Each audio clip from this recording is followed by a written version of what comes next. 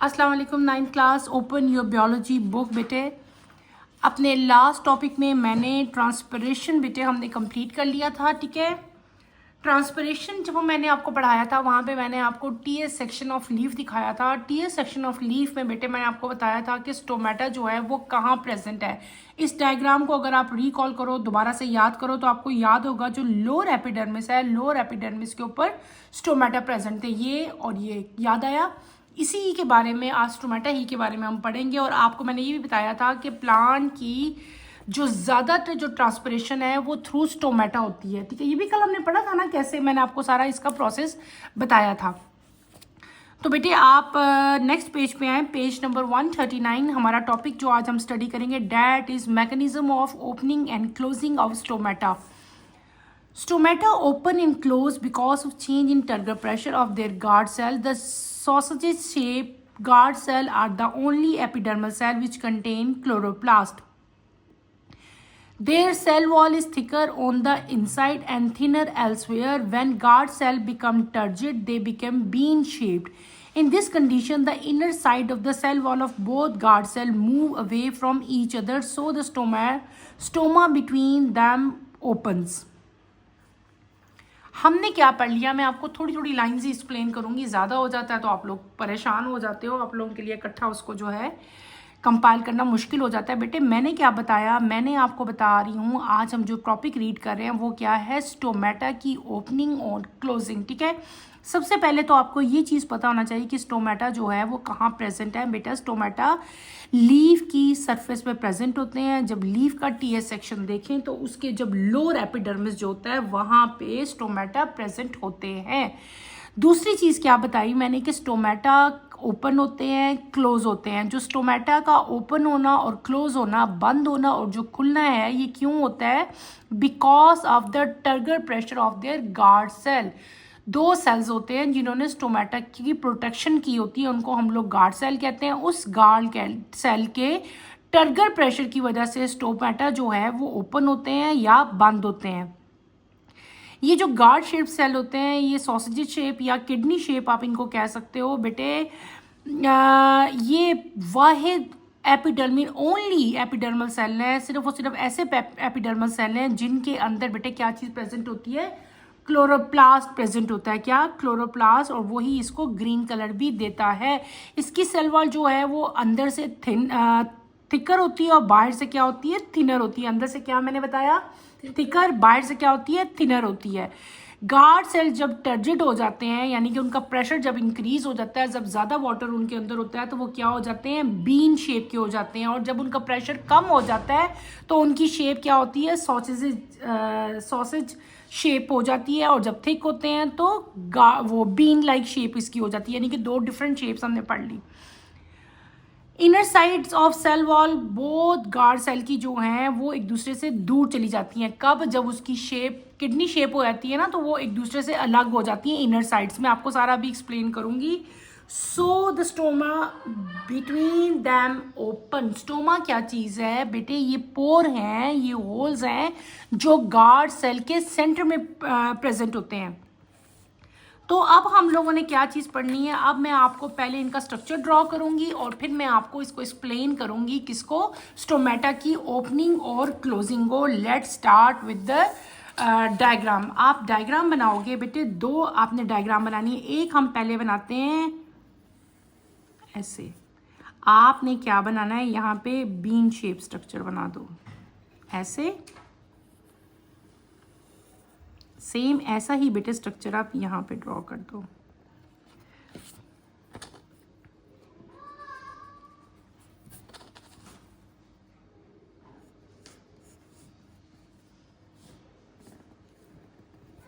ठीक हो गया? आपने सिंपल बेटे ऐसा स्ट्रक्चर ड्रॉ करना है। इसके अंदर आपने इस तरह की शेप्स कुछ बना दो। सेम यहाँ पे भी ऐसे और यहाँ पे भी ऐसे, ठीक है।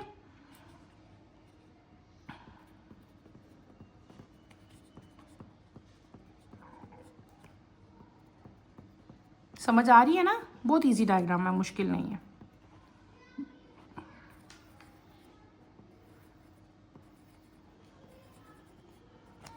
यहाँ पे भी ऐसे ड्रॉ कर दो और एक बड़ा सेल ड्रॉ कर दो। क्लियर हो गया। इसकी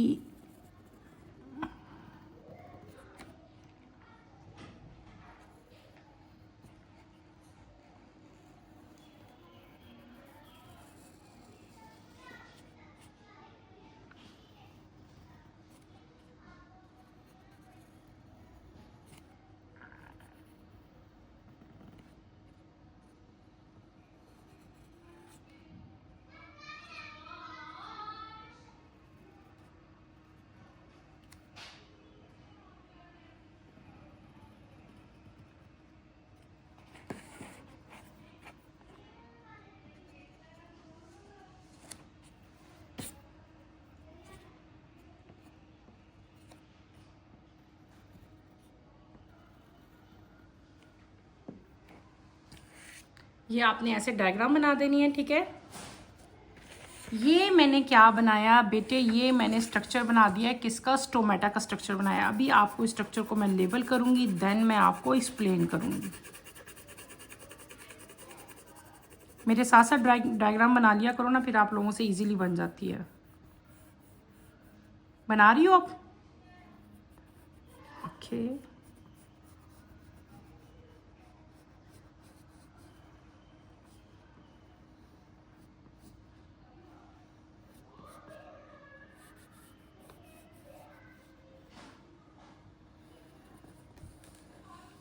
एक डायग्राम बेटे आपने ऐसे बनानी है और एक डायग्राम आपने थोड़ी सी डिफरेंट बनानी है।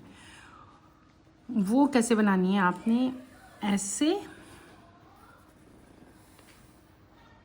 सिंपल, ऐसे ऐसे और सिंपल ऐसे। इसको भी डबल मेम्ब्रेन कर देंगे हम, इसको भी।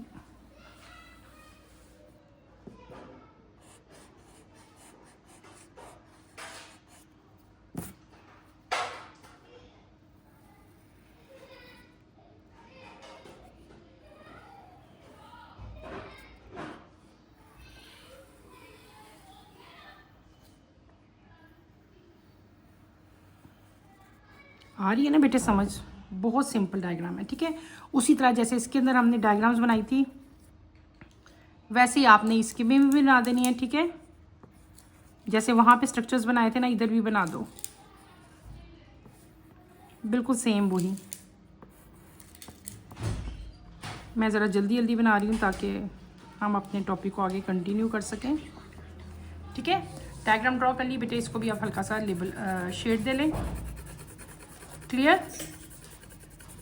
चलो हमारी डायग्राम अब कंप्लीट होगी। अब इसको हम लोग लेबल करेंगे। ये जो मैंने 2 किडनी शेप के स्ट्रक्चर्स बनाए हैं बेटे, ये क्या चीज़ है? These are guard cells. इनको क्या कहते हैं? GUARD, गार्ड, GUARD, सॉरी, क्या कह लोगे इनको? Guard, GUARD। These are guard cells. ये दोनों गार्ड सेल्स हैं, ठीक है। 2 गार्ड सेल्स हैं। ये क्या है? ये है, दिस इज वाटर। ये क्या है बेटे? वाटर है। ये क्या है? छोटे छोटे जो आपको मैंने अभी बनाए हैं, ये दीज आर क्लोरोप्लास्ट।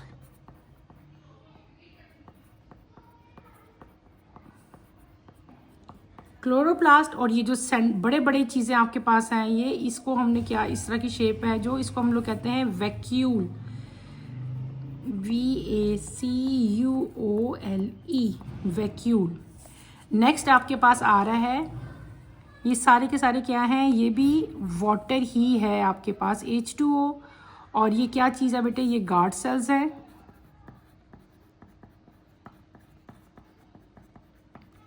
ठीक है। इसके अंदर क्या चीज़ प्रेजेंट है? वाटर, ठीक है। और इसके इर्द गिर्द ये किस चीज़ के अंदर प्रेजेंट है? अगर बाहर मैं इस तरह शो करूं तो ये एपिडर्मल सेल है, एपिडर्मल सेल।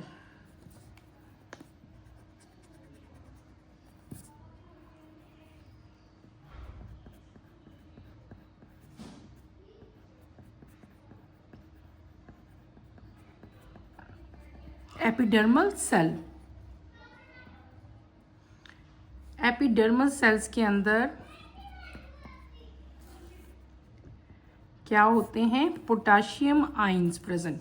बेटे ये मैंने एक डायग्राम बनाई है, ठीक है, ये 2 डायग्राम्स है हमारे पास। अब मैं इस डायग्राम को एक्सप्लेन करूंगी, गौर से देखो, मेरी बात को सुनने और समझने की कोशिश करो। मैंने क्या बनाया, मैंने बनाया गार्ड सेल। मैंने क्या बनाए हैं, गार्ड सेल बनाए हैं। गार्ड सेल की 2 तरह की शेप्स हैं, एक ये शेप है, एक ये शेप है। इस शेप को क्या कहते हैं, किडनी शेप कहते हैं। इस शेप को क्या कहते हैं, सॉसेज शेप कहते हैं, ठीक है। ये गार्ड सेल है और इसके दरमियान में जो पोर आपको जो ओपनिंग नजर आ रही है, दिस इज स्टोमेटा। ये ओपनिंग क्या है, इसको हम लोग कहते हैं स्टोमेटा। एक हो तो क्या होता है, stoma, STOMA, this is stoma. इसको जो प्रोटेक्ट करें वो क्या है, वो गार्ड सेल है। इनका सेल वॉल जो है वो अंदर से थिन होता है और बाहर से जो है वो क्या होता है, थिनर होता है। जब गार्ड सेल टर्जिट होते हैं, जब प्रेशर जो है वो ज़्यादा होता है, तो इनकी शेप, इनके ये फूल जाते हैं, इनके अंदर वाटर बहुत ज़्यादा हो जाता है और इनकी शेप क्या हो जाती है, किडनी शेप हो जाती है। और ये ऐसे हो जाते हैं, ये बाहर की तरफ मुड़ जाते हैं और ये यहाँ से ओपन हो जाता है, स्टोमेटा खुल जाता है। जब टर्गर प्रेशर बहुत कम होता है तो ये क्या हो जाते हैं, ये बिल्कुल यूं हो जाते हैं, सीधे फ्लैटेंड हो जाते हैं और स्टोमेटा जो है वो बंद हो जाता है। यानी कि 2 डायग्राम्स मैंने बनाई है। ये वो डायग्राम है जब स्टोमेटा क्या होता है बेटे, ओपन होता है, ठीक है। तो ऐसी डायग्राम होती है। जब वो क्लोज होगा, CLOSE, तो फिर हमारे पास कैसी डायग्राम बनेगी, ऐसी डायग्राम स्टोमेटा की बनेगी। क्लियर हो गया, यही चीज मैंने आपको पढ़ाई थी। अब हमारा आएगा, ये क्या हमने पढ़ा लिया, ये हमने स्टोमेटा पढ़ लिया। स्टोमेटा के अंदर जो है इस तरह के सेल्स हैं जिनके अंदर जो है वाटर प्रेजेंट होता है, दीज आर वैक्यूल। इसके अंदर छोटे छोटे क्लोरोप्लास्ट प्रेजेंट होते हैं। क्या चीज प्रेजेंट होती है, क्लोरोप्लास्ट। और जो स्टोमेटा है ये कहाँ प्रेजेंट होते हैं, स्टोमेटा जो है एपिडर्मल सेल के अंदर होते हैं। एपिडर्मल सेल के इर्द गिर्द सारे जो हैं वो पोटाशियम आयंस भी जो हैं वो प्रेजेंट होते हैं। ये हमने क्या पढ़ा, ये हमने स्टोमेटा का स्ट्रक्चर जो है ये मैंने ड्रॉ किया और आपको बताया। अब हमने अगली 2 चीजें पढ़नी है, एक है स्टोमेटा का बंद होना और एक है स्टोमेटा का खुलना। पहले है इवन ड्यूरिंग डे टाइम में, यानी कि दिन के टाइम में जब लाइट है, सनलाइट है, तो क्या होता है, guard cell take in potassium ion from the surrounding cell by active transport. Guard cell क्या करेंगे, वो क्या करेंगे बेटे, पोटाशियम आयन लेंगे, कहाँ से, सराउंडिंग सेल, यानी कि जो सेल उसके साथ प्रेजेंट है वहां से उसने क्या लेना है, मैंने पोटाशियम आयन, मैंने अभी आपको ड्रॉ करके बताया था कि ये एपिडर्मल सेल है। एपिडर्मल सेल के इर्द गिर्द क्या प्रेजेंट होते हैं, पोटाशियम आयन। ये जो रेड कलर के डॉट आपको दिखाया हुआ है ये सारे के सारे पोटाशियम आयन है और ये जो लाइट ग्रीन एरिया है पूरा स्क्वायर है, ये क्या चीज है, ये एपिडर्मल सेल है। As a result, the solute concentration of the guard cell increase as compared to other cell of epidermis. So water move from epidermal cell to guard cell by osmosis. The guard cell become turgid and their inner side move away from each other. In this way, the stoma between them opens. The solute concentration remain high in guard cell because they are do photosynthesis and prepares glucose in them. So water stay in them and remain turgid. अब मैंने ये reading की है लेकिन अब मैं आपको समझाती हूँ कि इस टॉपिक में हमने पढ़ा क्या है, इस टॉपिक में हमने किया क्या है। मैंने आपको क्या बताया, मैंने आपको बताया कि गार्ड सेल जो हैं वो क्या करेंगे, वो पोटाशियम लेंगे। कहाँ से लेंगे, पोटाशियम आयन जो है वो एपिडर्मल सेल में जो है वो प्रेजेंट होता है। ये देखो, ये पूरा का पूरा एपिडर्मल सेल है, इसके अंदर जो रेड कलर के हैं ये क्या है, पोटाशियम आयन है। जब वो पोटाशियम आयन लेते हैं तो उनकी जो सोल्यूट कंसंट्रेशन है वो क्या हो जाती है, वो बाकी सेल्स की निस्बत, जितने सेल्स और भी तो प्रेजेंट थे ना, बाकी सेल्स की निस्बत गार्ड सेल की सोल्यूट कंसंट्रेशन जो है वो क्या हो जाती है, ज़्यादा हो जाती है। तो वाटर क्या करता है, वाटर बाहर से जितना एपिडर्मल सेल में वाटर प्रेजेंट होता है वो सारा का सारा कहाँ आ जाता है, गार्ड सेल के अंदर आता है। किस प्रोसेस से, ऑस्मोसिस से। हम पढ़ के आए थे ना पहले ऑस्मोसिस से, ठीक है। जब ये ऑस्मोसिस से बेटे अंदर आएगा तो गार्ड सेल क्या हो जाते हैं, टर्गिट हो जाते हैं। यानी कि जब देखो, जब किसी भी चीज़ में वाटर डाल दो तो वो फूल जाती है ना, बिल्कुल इसी तरह गार्ड सेल भी जो है वो टर्गिट हो जाते हैं, वो फूल जाते हैं, उनका प्रेशर जो है वो ज़्यादा हो जाता है और वो फूल के जैसे एक दूसरे से पीछे हटते हैं, फूल के इस तरह का इनका स्ट्रक्चर बन जाता है और यहाँ पे एक पोर ओपन हो जाता है, सुराख, होल बन जाता है। इसको, इस होल को हम लोग क्या कहते हैं, स्टोमा कहते हैं। क्या कहते हैं, स्टोमा कहते हैं। सोल्यूट की कंसंट्रेशन गार्ड सेल के अंदर क्या रहती है, हाई रहती है। क्या रहती है, हाई रहती है। इन्होंने फोटोसिंथेसिस करना होता है ना, आपको पता है ना फोटोसिंथेसिस। अब स्टोमेटा ओपन हो गया तो फोटोसिंथेसिस शुरू हो जाएगी। स्टोमेटा ओपन होगा तो कार्बन डाइऑक्साइड इस सुराख से अंदर चली जाएगी। ऐसे था ना, हमने पढ़ा था ना, जब स्टोमेटा ओपन होते हैं तो क्या होता था, कार्बन डाइऑक्साइड प्लांट के अंदर, लीफ के अंदर चली जाती थी, स्ट्रक्चर के अंदर। क्लियर? और क्या बनता था, ग्लूकोज बनता था। याद है कि नहीं याद बेटे? तो वाटर इसके अंदर ही रहेगा और ये टर्जिड ही रहेंगे। कब? डे टाइम में। हमने क्या पढ़ लिया, हमने क्या चीज़ पढ़ ली बेटे? मैं दोबारा एक दफ़ा एक्सप्लेन कर देती हूँ। हमने इवेंट पढ़े, वो इवेंट जो कि डे टाइम में हो रहे थे मेरे प्यारे बेटे। डे टाइम में क्या हो रहा था कि ये गार्ड सेल थे, गार्ड सेल के इर्द गिर्द जो था पोटाशियम आयन था। पोटाशियम आयन जो है सराउंडिंग सेल से इसके अंदर आ रहे थे बाय एक्टिव ट्रांसपोर्ट। ठीक है? और क्या हो रहा था, जब एक्टिव ट्रांसपोर्ट से इसके अंदर आए तो इसकी सल्यूट कंसंट्रेशन जो है वो इंक्रीज होगी बनिस्बत जो बाहर सेल से उनके, इसकी ज़्यादा होगी। ठीक है? अब क्या हुआ, जब इसकी सल्यूट कंसंट्रेशन ज़्यादा होगी तो जो बाहर वाटर प्रेजेंट था वो भी इसके अंदर आना शुरू हो गया। जब वाटर इसके अंदर आया तो ये क्या हो गया, इनका टर्गर प्रेशर इंक्रीज हो गया। जब टर्गर प्रेशर इंक्रीज हुआ तो ये क्या हो गए, ये फूल गए, इनकी स्वेलिंग होगी, स्वॉलन हो गए और इसका इस तरह का स्ट्रक्चर बन गया। और यहाँ पे क्या चीज़ ओपन होगी, स्टोमेटा ओपन हो गए। स्टोमेटा जब ओपन होते हैं तो कार्बन डाइऑक्साइड अंदर जाती है, फोटोसिंथेसिस का प्रोसेस शुरू हो जाता है। और फोटोसिंथेसिस के प्रोसेस से क्या होता है, आपके पास फूड यानी कि ग्लूकोज जो है वो बन जाती है। वाटर इसके अंदर ही रहता है और ये क्या रहते हैं, ये टर्जिड ही रहते हैं। क्लियर हो गया? दूसरा फिनोमेना क्या है, जो कि रात के टाइम होगा, इवन ड्यूरिंग इवनिंग, जो कि जब सनलाइट नहीं होगी तब क्या इवेंट होगा, इवनिंग में, शाम में। At evening, the glucose concentration falls in guard cell. Potassium ion also move back to epidermal cell. As a result, water move out from guard cell and they lose turgid.